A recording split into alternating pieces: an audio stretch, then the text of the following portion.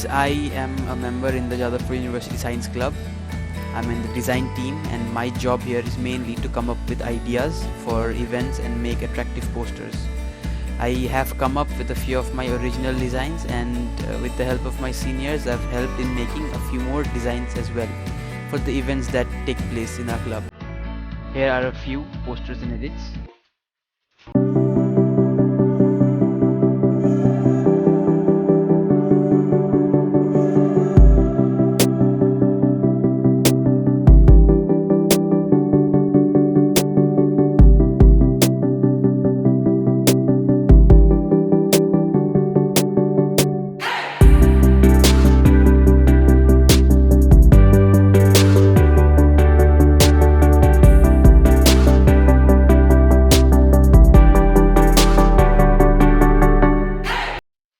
Besides my club activity, I also like to edit on my free time.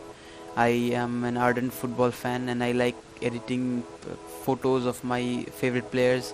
I do that in my free time, and even the shows I watch, I like to. This is the thing about Photoshop, right? It gives you creativity, that you can create things that you actually like. You can explore on your interests, and that's how it gives you a way to channel your creativity into something that you like. Now, coming to the point that I'm sure a lot of you must have been waiting for, is that how do I download Photoshop on my PC or my laptop?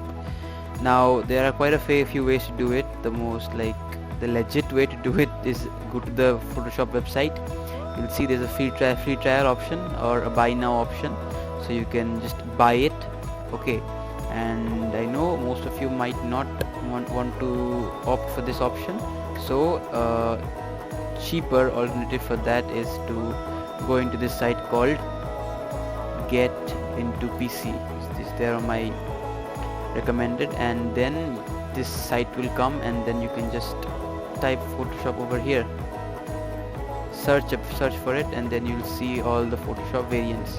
Now you want to download this one, the Adobe Photoshop 2021, because this is the latest version, and that's the one that we'll be working on. After that, you just look at the computer requirements, what your computer needs, and just check that one, and then click on this option right here.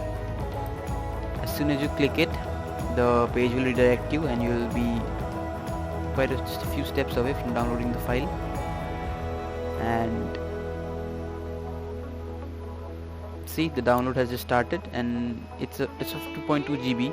Now I already have the file, so I don't need to download it.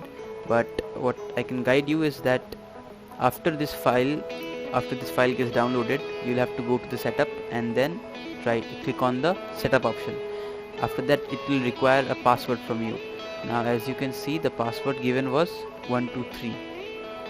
So once you enter that password, Photoshop will be ready for you to use, and then you can just click an icon, and then you will finally land up with Photoshop.